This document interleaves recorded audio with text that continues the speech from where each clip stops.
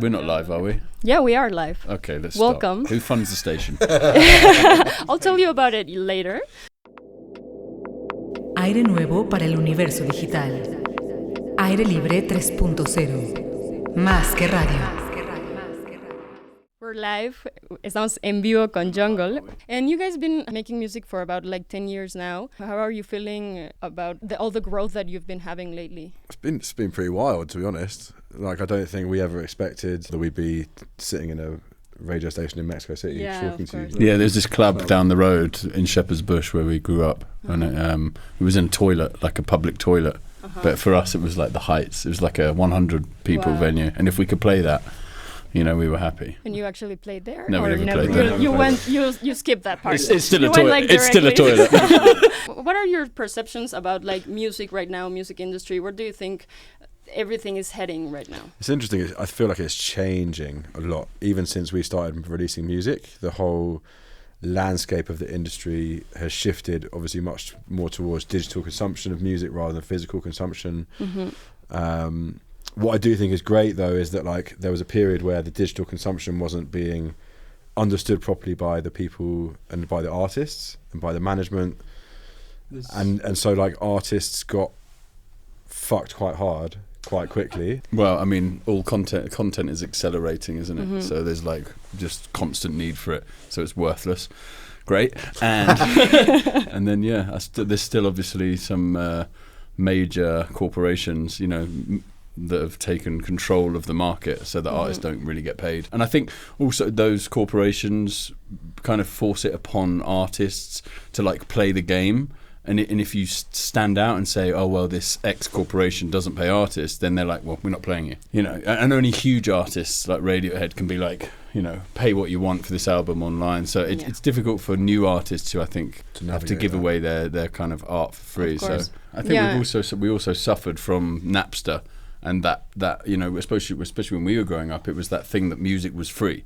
It started with burning CDs. Music became like a commodity, like gas. You can just stream it to your house. It doesn't matter. It's all the same. I think more artists get bigger because of that. I don't think we would have had as much success without the internet. Well, for sure. The fact that our music was available online made a big difference, especially in places like Mexico, right? Yeah, of course.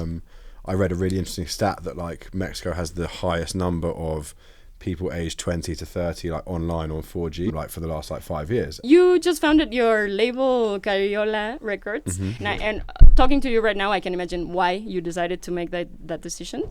But are there any artists, new artists that excite you that you want to work with? I don't think we created the label to become the thing that we created the label for. Do you know what I mean? If we get the chance to release an artist's music, that would be amazing, but it would be completely on their terms. We're not going to sit there and suddenly be like, oh yeah, let's take 80% of what that person earns. We saw that the system was flawed and we wanted a way out of it. Cariola was just a vehicle to put out our record. We didn't really kind of respond to kind of having to deliver something to somebody. It's almost like handing your homework in, here's my album.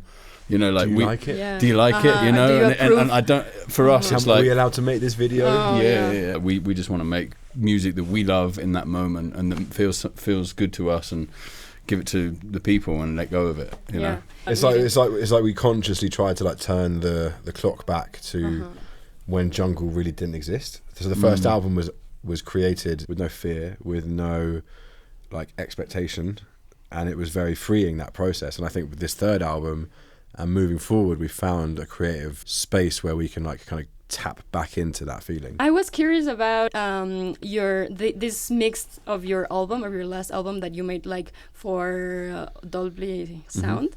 Where do you mix that? Yeah, we did that in London in Dolby. Yeah, it's sort of a collaboration thing because it's a new thing. People are kind of getting into these spatial mixes. Yeah, it's kind of interesting because you can put stuff in multiple different places and different areas. Crazy. Platforms like Apple are doing the whole spatial audio thing, so we're actually in the process of getting the first 2 albums mixed in Beyond Surround, right? I don't know. But it is interesting though, don't you think, in terms of like if that was the new way of music being heard? True. Because there was something about what's on if everyone's now listening and well, like imagine surround. It's a bit like quadraphonic and Pink Floyd. Yeah. You know, there was that whole thing when Pink Floyd were doing Dark Side of the Moon, where they were trying to do it in quadraphonic, which was four speakers.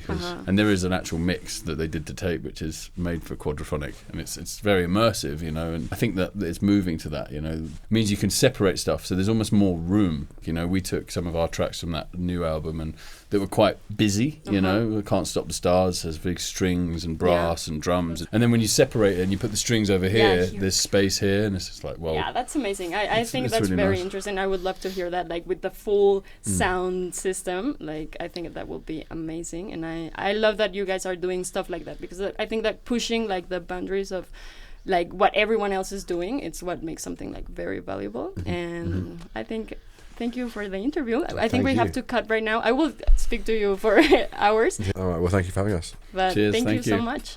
All and the so best. nice to meet you. Thank you.